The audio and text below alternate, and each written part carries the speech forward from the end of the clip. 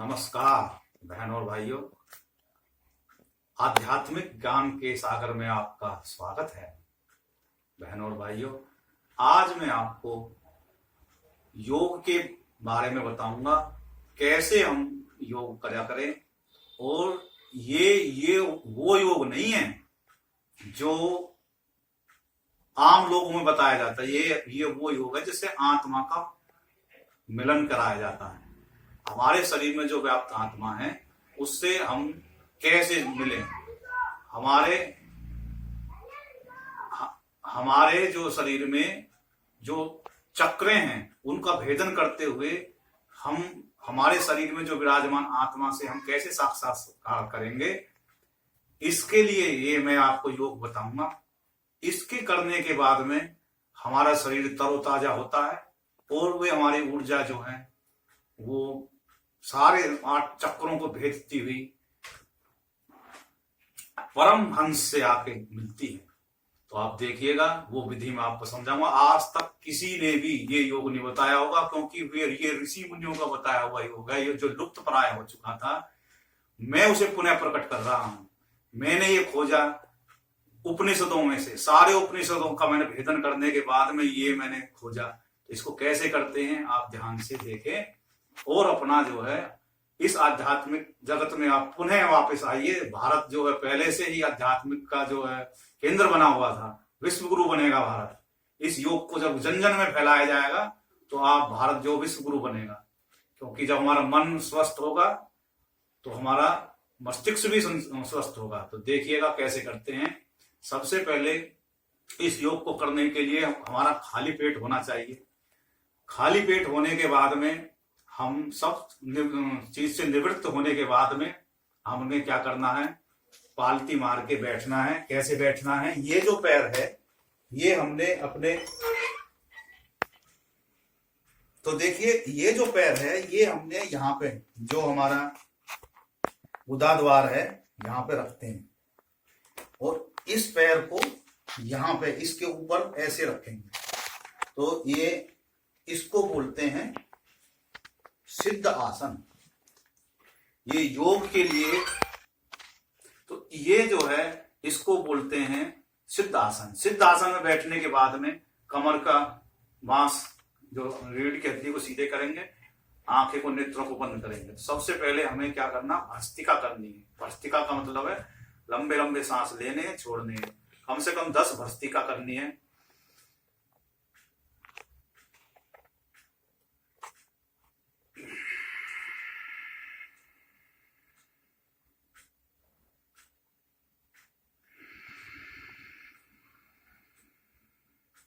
जब हम भस्त्रिका करेंगे, सांस लेंगे, तो हमें ये मालूम करना है कि ये सांस कहाँ से आ रहा है और कहाँ जाके स्थित हो रहा है शरीर में। जब हम इसको देखते हुए जैसे सांस हम भर रहे हैं, हमको मालूम पड़ेगा कि धीरे धीरे धीरे, क्योंकि लोगों के मन में धारणा थी कि सांस तो फेफड़ों में ही जाता है। फेफड़ों में नहीं जाता, पूरे शरीर में फेफड़ों से व्याप्त होता है। इसे प्राण बोलते हैं। ये प्राण जो है यही हमारे शरीर के पोषक है। यही इस प्राण को उपनिषदों में इसके बारे में काफी विस्तृत से वर्णन किया गया है, जिसके मैं आप अभी नहीं जा रहा। आगे जब उपनिषदों की वीडियो बनाऊंगा तब मैं आपको समझाऊंगा। तो अभी जो है हम इसको प्राणों को भरते हैं और ये प्राण हमारे यहाँ से प्रवेश कर, ब्रह्मांड से प्रवेश करते हुए यहाँ से नीचे, किसी किसी को तो नाभि तक को महसूस होते हैं, किसी किसी को ज्यादा योग में प्रवीण हो जाते हैं तो हमारे मूल आधार चक्र तक ये जाते हैं। वहां से टक्कर मार के फिर सीधे ये ऊपर आता है और हमारे ब्रह्मांड में पहुंचता है। ये पूरा चक्र निरंतर चलता रहता है। तो ये भस्त्रिका करते हैं, 10 भस्त्रिका कम से कम करनी है। उसके बाद में हमने क्या करना है, अपने आप ही कपाल, जब निरंतर भस्त्रिका को ही, जब हम भस्त्रिका हमारी चलती रहती है तो वे ही कपाल भाती बन जाती है। जल्दी जल्दी करते हैं तो यही कपाल भाती बन जाती है। अब कपाल भाती देखो बहनों भाइयों देवियों सज्जनों, हमें उन लोगों को नहीं करनी चाहिए जो हार्ट के पेशेंट हैं। उन बुजुर्गों को भी नहीं करनी चाहिए जिनके शरीर में ऑपरेशन हो चुके हैं, क्योंकि इनसे हमारी आंतों में जो है वो चक्रीय होती है। आंतों का जब चलन होता है तो जिस किसी के पेटों में ऑपरेशन होता है तो आराम आराम से करेंगे, नहीं करें वरना छोड़ दें, भस्त्रिका ही करें। उसके बाद में अनुलोम विलोम करना। अनुलोम करने 5 तो कम से कम करने। इसके बारे में काफी कुछ उपनिषदों में बताया हुआ है कैसे इसके मात्रा होती है और होती है, लेकिन मैं कह रहा हूं 5 कैसे करते हैं। सबसे पहले बाएं नाक से, इसको चंद्र सुर बोलते हैं, इससे हम सांस भरते हैं। फिर ये वाली उंगली से, जो हमारे कन की छोटी उंगली होती है, इसको दबाते हैं और इस नाक से हम सीधे नाक से निकाल देते हैं। प्रक्रिया ये रहेगी कि बिल्कुल धीरे धीरे धीरे धीरे भरना है और धीरे धीरे ही निकालना है। जब हम भरें तब भी ये महसूस, फिर हमें वही बात करनी है कि कहां से सांस आ रहा है, कैसे कैसे जा रहा है। तो इससे क्या हमारा ध्यान नहीं भटकता।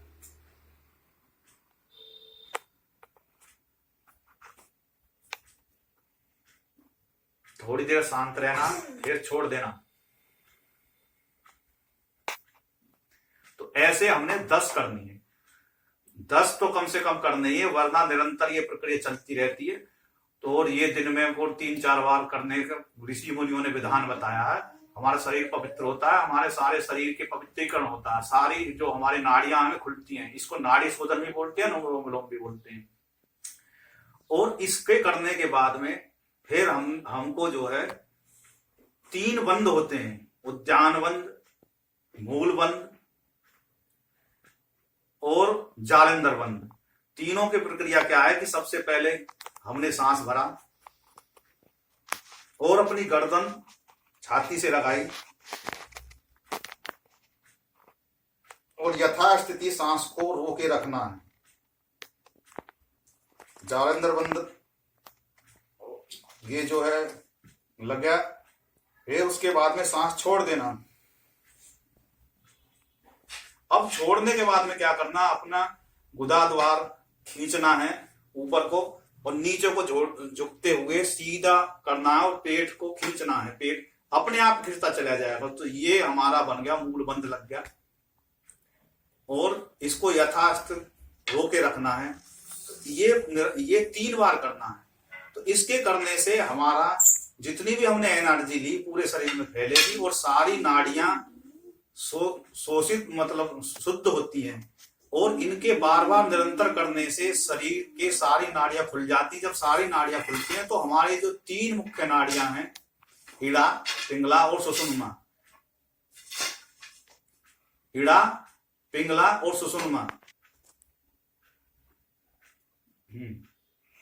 तो ये तीनों नाड़ियां जब हमारी चलने लगेंगी तो जब सुषुम्ना खुलेगी, इसके करने से सुषुम्ना खुलती है। सुषुम्ना वो नाड़ी का है जिससे जो आत्मा का मिलन होता है। जब वो खुलती है तो ब्रह्मांड में जाके इसी को कहते हैं कि ब्रह्म की प्राप्ति कर ली। ये बड़े बड़े इसमें यत्न लगाने पड़ते हैं। तो ये जो तीनों जो उनसे बंद हैं, यही वो प्रक्रिया है जिससे निरंतरता से ये तीनों नाड़ियां खुलती हैं। इड़ा पिंगला तो चलती रहती, लेकिन सुषुम्ना जब वो जो है जब चलने लगती है तभी हमको जो है ज्ञान की प्राप्ति होती है। तो उसके बाद में हमने क्या करना होता है कि ये 3 बार लगाने के बाद में फिर हमने उज्जाई प्राणायाम करना होता है। उज्जाई में क्या होता है कि हमें गले के नसों को थोड़ा टाइट करते हुए सांस खींचते हैं। उसमें की आवाज आती है ऐसे।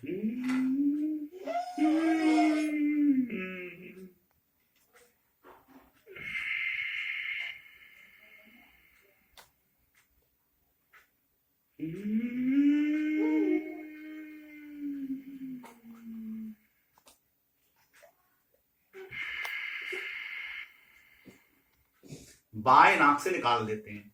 इसके करने से क्या होता है कि थायराइड सक्रिय हो जाता है और ग्रंथियां, और ये हमारे शरीर को डिटॉक्सिनेट करते हैं और हमारा पाचन तंत्र होता है सही, मूत्र विसर्जन ठीक तरीके से होने लगता है और किडनी तक में हमारा जो है जो तंत्र बिगड़ा हुआ है वो धीरे धीरे सुधरने लगता है। और इसको 3 तो कम से कम 3 बार तो करें, वरना ज्यादा भी कर सकते हैं, इससे ज्यादा ना करें। वरना गले में शुरुआत में करेंगे तो गला खराब होने का लगता है, गला भारी फटा फटा सा हो जाएगा। उसके बाद में हमको क्या करना है कि थोड़ा सा सूक्ष्म व्यायाम कर लिया, ऐसे आंख बंद रखनी है, क्योंकि उससे क्या होता है कि हमें अपने अंदर से झांकना होता है अपने अंदर की आंखों से, वो जो एनर्जी खोजनी होती है ऊर्जा। फिर ये फटाफट फटाफट धीरे धीरे अपना, क्योंकि मैं बता रहा हूं क्योंकि वीडियो को ज्यादा लंबा नहीं करना चाह रहा। फिर ये सांस भरा फिर छोड़ा, ऐसे इससे करने से शरीर बिल्कुल हल्का हो जाता है और स्ट्रेस बिल्कुल चली जाती है।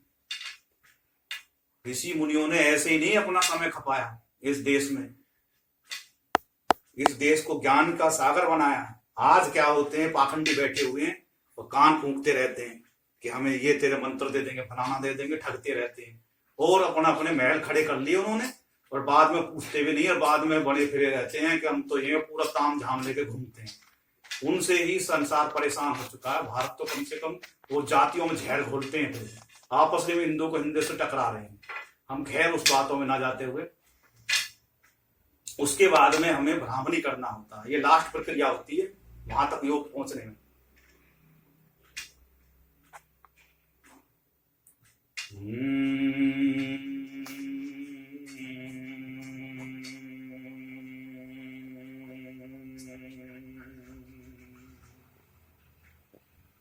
ऐसे 3 बार करना। जब हम तीसरी बार करके हटेंगे तो अपने आप शरीर समाधि अवस्था में जाने लगेगा। लंबा सांस खींचा और 3 बार ओम बोलना, ओम का उच्चारण करना।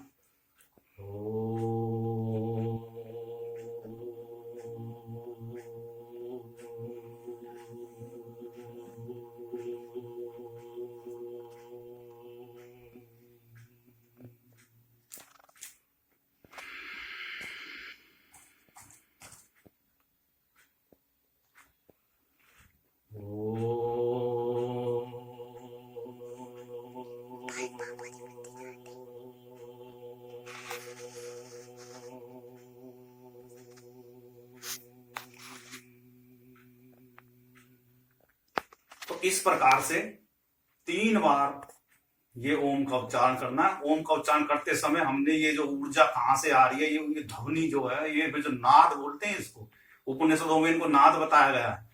इस नाद की ध्वनि से गुंजायमान हो जाता है, पूरे शरीर में ऐसे कंपन उठती है, नीचे से ऊर्जा जो है चालू होती है। अब ये हमारा जो है मूल आधार चक्र चालू होएगा। उसके लिए क्या है, बीज मंत्र हैं कुछ। उन बीज मंत्रों के बड़े गोपनीय होते हैं, लेकिन मैं क्या होता है गोपनीय, क्योंकि मैं इस समय पे जैसे मैं मान के चल रहा हूं कि मैं जो है ये मेरे जो जितने भी सुनने वाले हैं, ये एक तरह को शिष्यवत रखते हुए मैं उनको जो है ये मंत्र बता रहा हूं, और आप गुरुवत रूप से ही इसको स्वीकार करें और इसको बगैर किसी के जो है कोई कहे कुछ कहे बहकाने की कोशिश करें, ये नहीं। ये आपको, ये हमारे उपनिषदों का ज्ञान है और ये कोई मैंने नहीं जनरेट करा, ये पहले से ही पता फैला हुआ है और ये गुप्त लुप्त प्राय हो चुका था। लोगों ने ये तो बताया नहीं, कान फूंकने लगे वैसे ये भज फलाना भज, ये नहीं बताया, क्योंकि हमारे ऋषि मुनियों को इसी के द्वारा ही उन्होंने जो है ज्ञान प्राप्त करा। तो सबसे पहला बीज मंत्र है मूल आधार का लम। तो हमें बोलना है ओम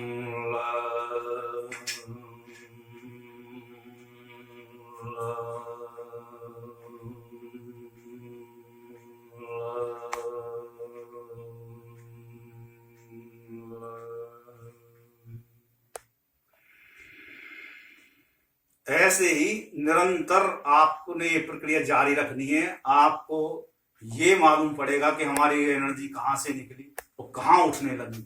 अपने आप एक झंझावात सा शरीर में कंपत सा चालू होगा और लगेगा कि हमारा जो है ऊर्जा नीचे से ऊपर की तरफ उठ गई।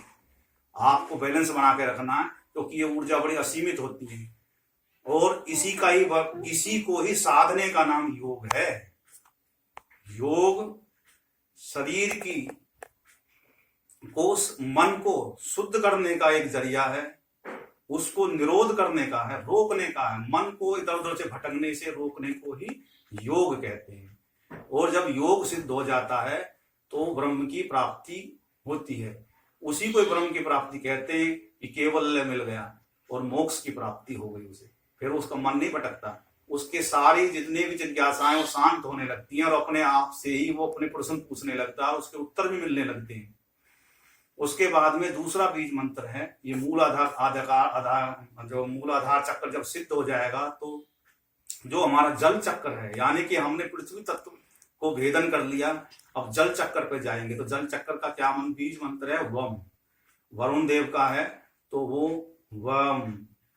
तो कैसे बोलेंगे?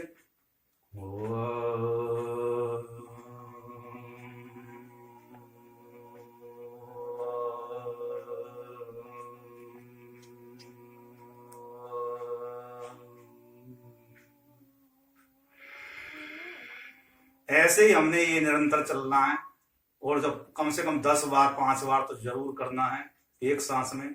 और उसके बाद में हम अग्नि चक्र की तरफ बढ़ेंगे। अग्नि चक्र नाभि में विराजमान होता है। यही सारी अग्नि, 5 तरह की अग्नि जो हमारे शरीर में है वो यहाँ पे व्याप्त होती है। जो वो मंद पड़ जाती है तो हमारा शरीर बीमार होने लगता है, तरह तरह की बीमारियां घेर लेती हैं और वे किसी को शुगर हो जाती है, किसी को बवासीर हो जाती है, किसी को कुछ हो जाता है और लीवर भी डाउन होने लगता है। तो ये अग्नि मंद होने के कारण ही होता है।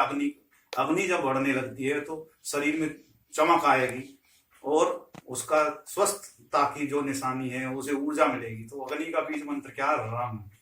इसी मंत्र को भर के वाल्मीकि जो है ब्रह्म समान हो गए थे। तो ओम क्योंकि राम है तो रै में ये एक तरह का जो है व्याकरण है, क्योंकि इसमें रै जब बोलते हैं तो रै में अपने आप ही ए आ जाता है और मैं आ जाता है तो राम बन जाता है। तो यही वो मंत्र है। ओम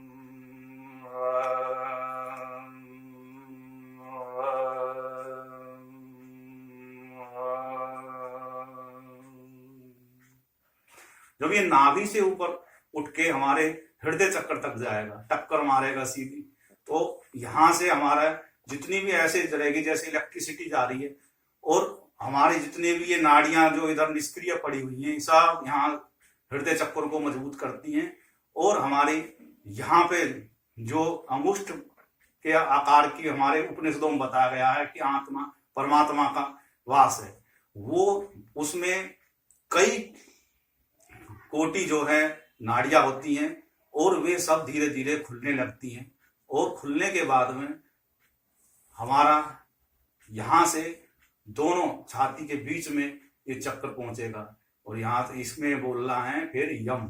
यहाँ से यम मंत्र है बीज मंत्र। ओम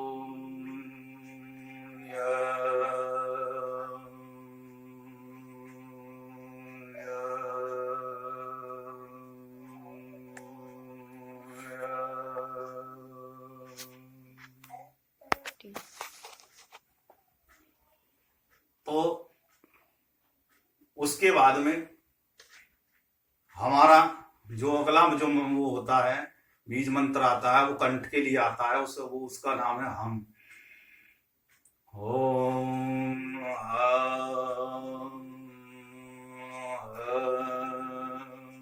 अपने आप रास्ता बनने लगता है ऊपर के लिए उठने के लिए। और अगला जो चक्र आज्ञा चक्र है उसका बीज मंत्र है ओम। ओम भी कैसे बोलेंगे? ए ऊ मैं। कैसे बोलेंगे? ओम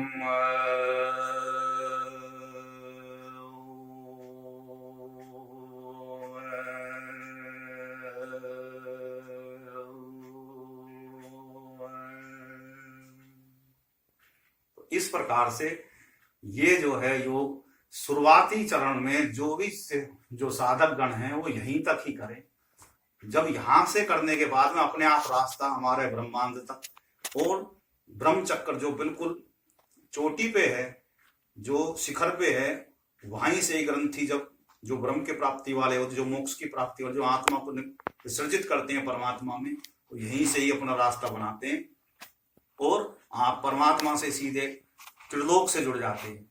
लेकिन मैं जो कह रहा हूं आपको यहीं तक ही जो है उसको रखना है शुरुआती। जब ये सिद्ध हो जाए तो अपने आप रास्ता बनता चला जाता है, वरना कोशिश करने से स्वास्थ्य का भी ख्याल करना पड़ता है। तो फिलहाल इस वीडियो को मैं यहीं तक ही रोकता हूँ। और जिस किसी को भी मैं नमस्कार करता हूँ सबको, जिस किसी भाई को भी कोई प्रश्न पूछना है मेरे पे कमेंट करें, वीडियो को लाइक करें, चैनल को सब्सक्राइब करें। बहुत बहुत धन्यवाद। जय हिंद, जय भारत, भारत माता की जय।